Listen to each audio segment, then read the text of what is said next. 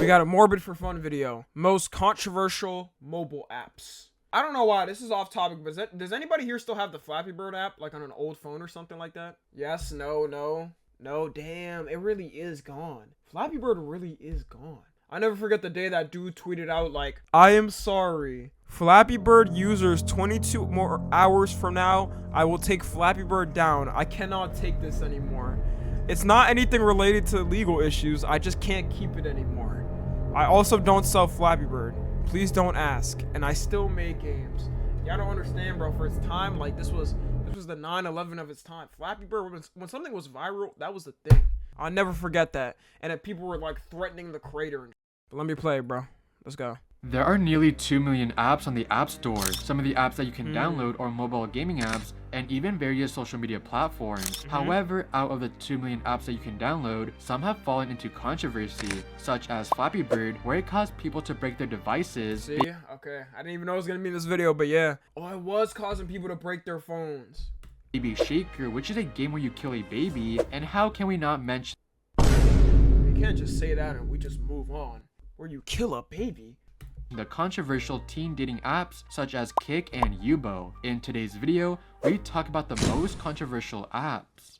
Welcome back to another video, and before this video starts off, I just want to say thank you so much for all the support on my last video, because that video blew up. Kind of, but like either way, like the video before that flopped crazy. Who the fuck had that app? That video is already like pretty successful. That is awesome, and thank you guys so much. Don't forget to check me out on Instagram, Twitter, and TikTok, and go buy yourself something nice at earldoesn't.exist.com using my link in the description below if you want to help the channel out. Other than that, I just want to make the intro very short, and let's just get straight into this video. Flappy Bird.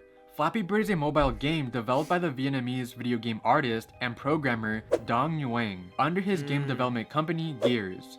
The game is a side-scroller where the player controls a bird, attempting to fly between columns of green pipes without hitting them. The game came out on May 24th, 2013, and in 2014. And I think why the game was so popular too is because like when you were mad, it's one of those games when you're mad and you keep playing, you just kept playing Flappy Bird. You just kept playing it, and then eventually you were just like mad dying. Like when you get angry, you can never do something right. You could almost never do something right. The game would make $50,000 every single day. Oh no, this dude got it 50 bands a day? A day? Oh hell nah. You got it up. I don't care if somebody sent bomb threats to every single one of my family members. I am keeping that up. You got it up. This game was highly addictive, causing people to rage quit often. This caused the game to be a bit controversial, as people would break their iPhones and tablets for failing at the game. However, that's not why the game is very controversial. The media would pursue Nguyen, constantly asking for interviews, etc., and accusing him of botting reviews and downloads. This took a huge toll on his mental health that Nguyen... Why would they even accuse him of botting reviews? Like, what would that do? I mean, I guess push it up.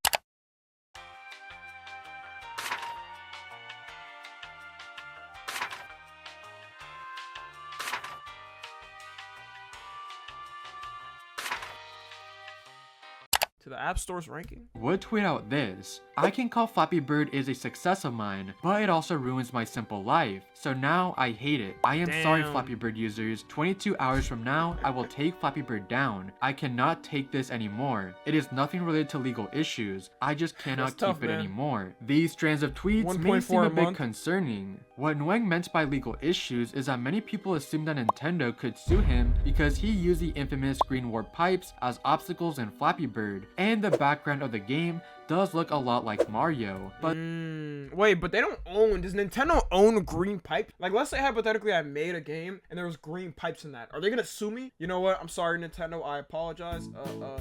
I don't mean any ill intent with these words. It's already over, man. You know how Nintendo is. They're taking down the whole video. Those were just assumptions, and Nintendo never said anything about Flappy Bird. So why did Dong Nguyen delete the game from the App Store on February 10th of 2014? Well, that's because the success of his game gave him anxiety. Yeah, $50,000 a day sounds amazing, but he got scared. In an interview with... Anxiety? Are you kidding me? Shout out to the creator, but...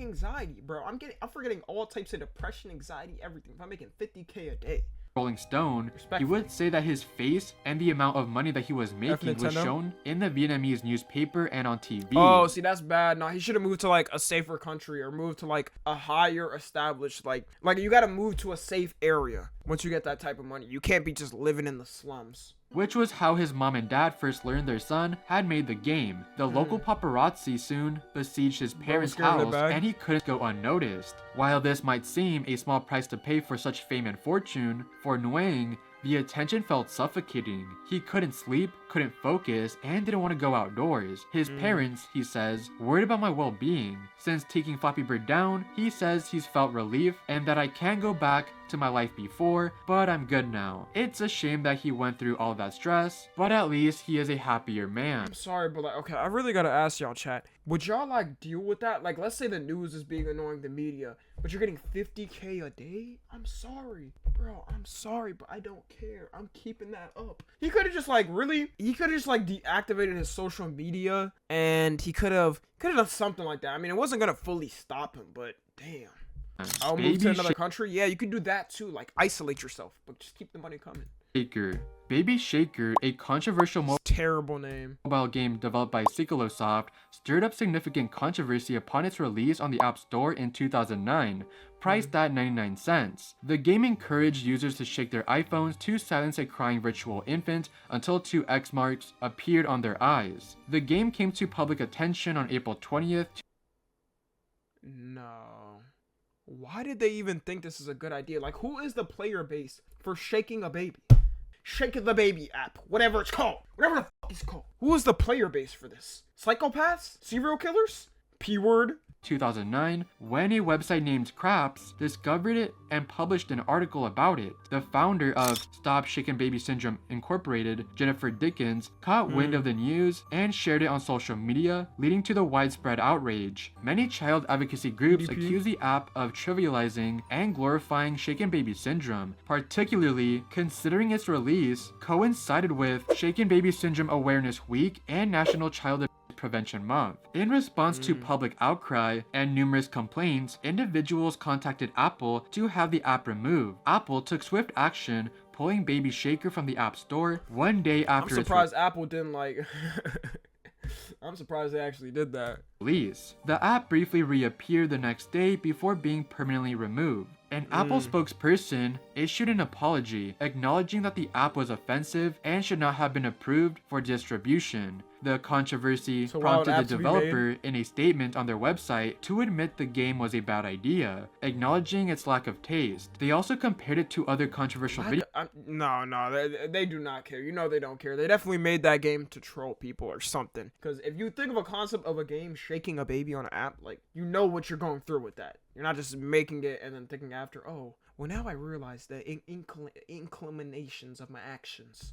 Video games like GTA, but emphasized that GTA did not feature a baby shaking minigame, which is a pretty odd thing to say. Presently, unless someone still has the app installed on an old iPhone, the game is considered to be lost media. Only a few screenshots of gameplay and footage remain, alongside news articles and reports discussing the controversial app and its rapid removal from the App Store. Yik Yak. And it's not even like they could have made it at least a little bit more better, bro. In the app, you're gonna make a shaking baby app. The baby's not even shaking on the app. Come on now. Yik Yak is a social media mobile application known for its pseudonymous nature, initially launching in 2013 and undergoing a relaunch in 2021. Compatible with iOS and formerly Android, the app enables college students to generate and pursue discussion threads termed yaks within a 5-mile radius. It distinguishes itself from other anonymous sharing apps like... Oh, I'd be on there like... Never mind, let me not say what I would say. Niggas would be horny on there. That'd be like an off-brand Reddit, but 5 miles in your radius, I feel like you could be tracked. You could be tracked, like... you know, people were typing, like niggas were typing, who trying to... That's probably all the messages. Nearby, by focusing on sharing primarily with nearby users rather than a broader audience. Think of it like Twitter, but you can only see tweets from people that are in a 5-mile radius. And you can't even follow or unfollow people, so if you see something that you do not like, well, that's on you. Despite experiencing robust growth in 2013 and 2014, Yik Yak faced significant criticism for facilitating the spread of racism, anti-Semitism, sexism, and I was cyberbullying. about to say, because you can't trace anything. If you can't trace anything on an app like this, then who's going to say anything? There's no accounts. There's no name. Is there names tied to them? I don't know. Maybe there's a name tied to them. People are about to just go in there and say anything. This led to a decline in user growth, with a substantial 76% You know damn well they're going to censor shit. That's what I'm saying. decrease in user downloads in 2016 compared to its previous year. Unable to sustain user engagement, Yik Yak announced its closure on April 28, 2017.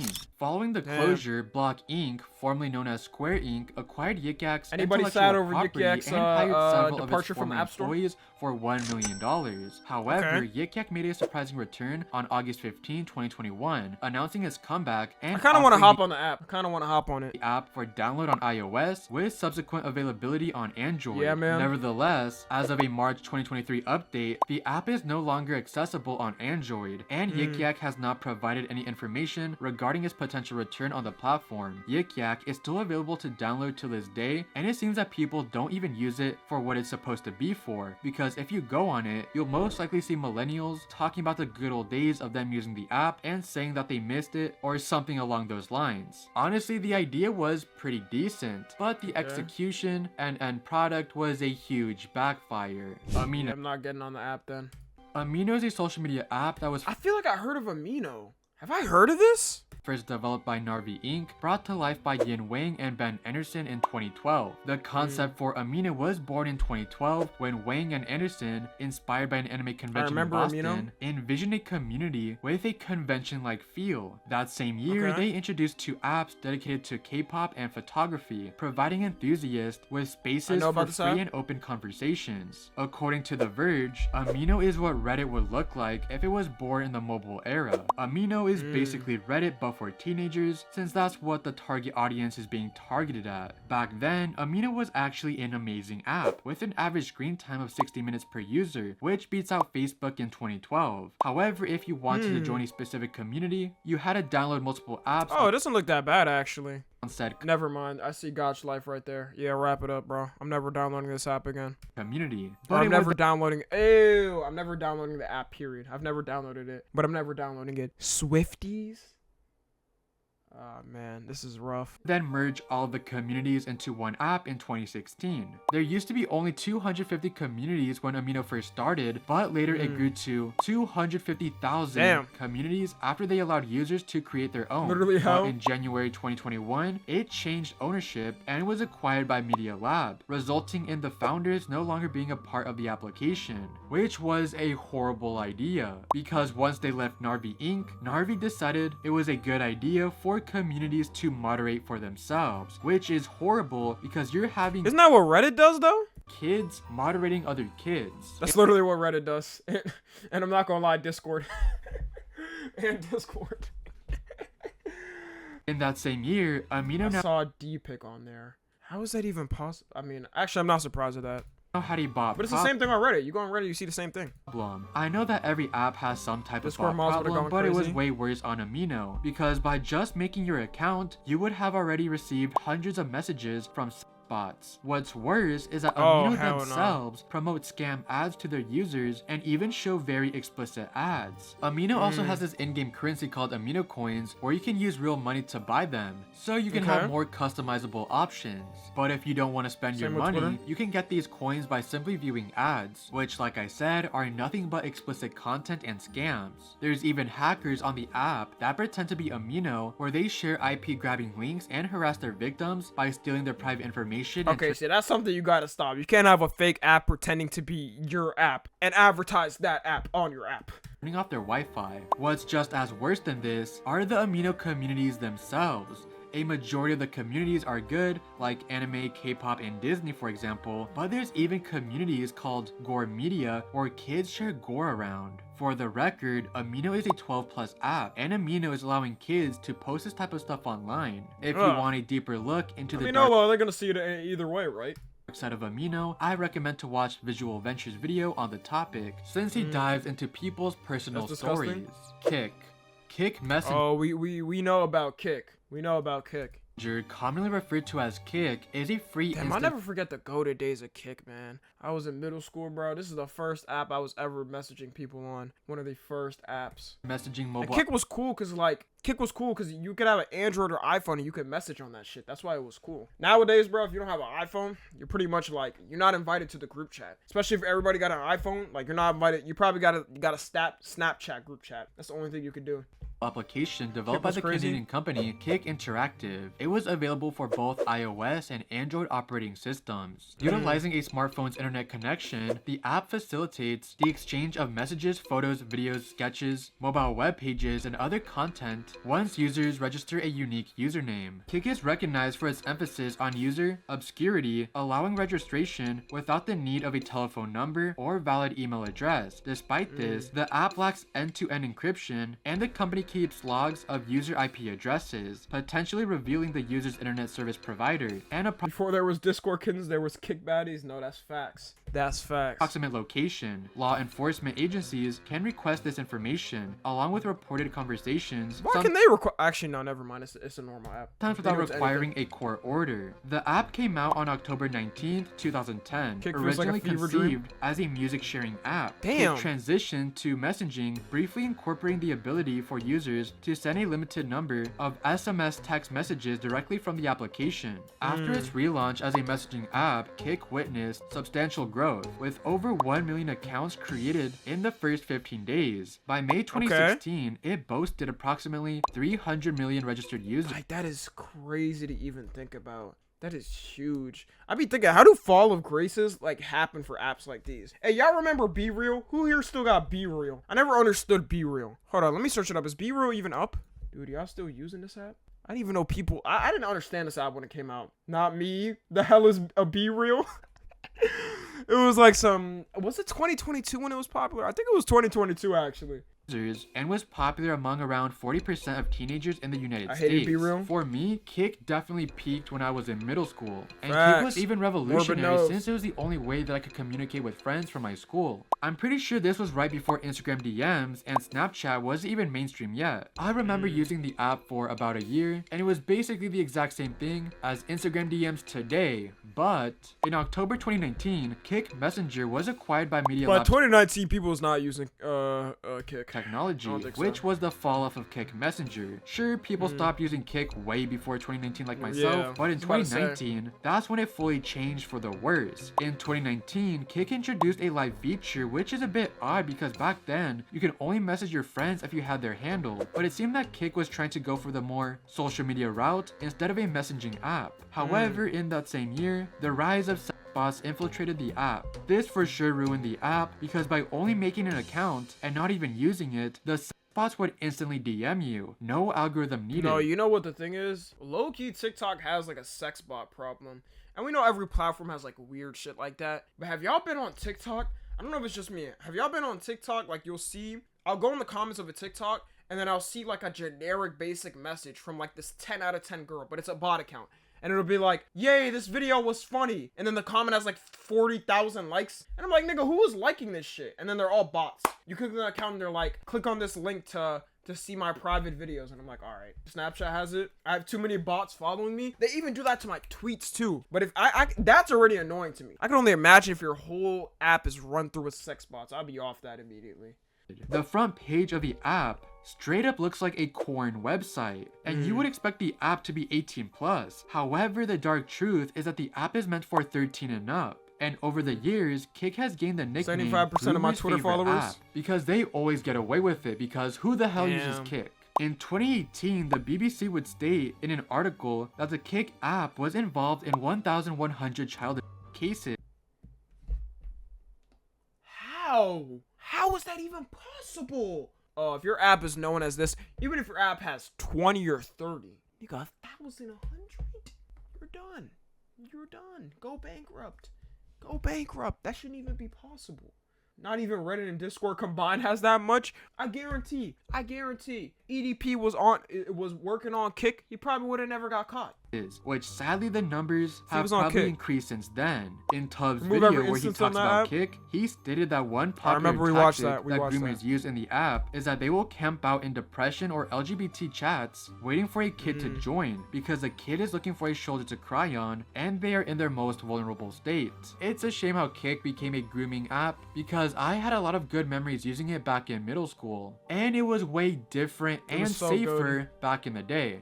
Yubo, also known as the dating app for kids. Yubo, I was about to say I heard of Yubo, but like he literally said it's like the teenage dating app. It's like teenage Tinder. previously known as Yellow, originated from the collaborative Which, by the way, like if your app is known as that, then you're immediately gonna have predators on there. efforts of Sasha Lazimi, Jeremy Await, and Arthur Patora during their time as engineering students at the Central Supplec Graduation School of Paris-Saclay University and Telecom Paris. The app, established in 2015, emerged from the founder's vision to establish an online platform that fosters social connections and enhances communication among individuals worldwide who share common interests. The primary goal of Yubo is to provide a digital space for socializing and connecting people globally. The app has been around for a while, but I'm pretty sure the app got more popular during the pandemic, since kids are very social, and once that gets taken away from them, they try to socialize on the internet. Yubo looks almost identical as Tinder, as they have That's a what I swipe said. feature where you would swipe right or left on someone that you're interested in, mainly sharing the same hobbies of the person you're swiping. They also have this live feature where you can go on people's lives, and I just want to say this. What is up with all of these apps having a live feature? I find it so stupid. Yeah, that is annoying. That is very annoying.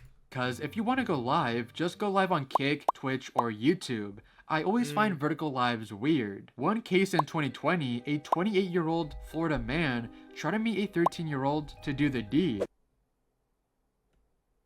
There's even Bro, when my guy was born, or when she, who was it? They say he or she. I don't know, bro. When she was born, he was like in high school. another case in 2020 where a 21-year-old British woman posted as a teenage boy to sexually abuse girls on Facebook, Snapchat, and even my Yubo. God. She was sentenced to 8 years in jail at Winchester Crown Court, South England, for admitting a string of sex offenses against girls as young as 13. Yubo and every app that I talked about in this video are just weird and creepy, and don't even download those apps. Only losers use those apps, just like my Damn. friends, because sadly in sophomore year, they did use Yubo. Personally, I have never... I'm pretty sure it's a known thing. Like, I've literally seen TikToks of teenagers posting like, oh my God, this is me, risen up on Yubo or some shit. downloaded the app, and my friends, they never used it for She's a dating. supervillain? They only used it to troll on live streams, which, not gonna lie, they have sent me a few screenshots back in the day, and they're hilarious. I might share them with you guys if I find them on my phone, because it's just kind of funny. Alright, so basically the video is already over. I talked about all the controversial apps, but luckily with a few minutes of searching, I have found the screenshots of the Yubo trolling that my friend did. By the way, my friend Oscar, see, what is it? didn't I need give to see me what the permission app to looks share like. these. He does not have the app anymore. These are from Alright, we're gonna check it out later. You know what? I'll check it out later, bro. Anyways, W video from Morbid, man. W video from Morbid. Yeah, that was very interesting. So, I think everybody stay safe. You know, everybody stay safe. Probably don't download any of these apps for the most part, especially the baby shaking one. Especially the baby shaking one. Like, don't download the baby shaking app, okay? Don't download the baby shaking app. All right. You know, if you're a sane civilian, I think that's not a good idea. But yeah, if you're watching this on the tube, join the Discord.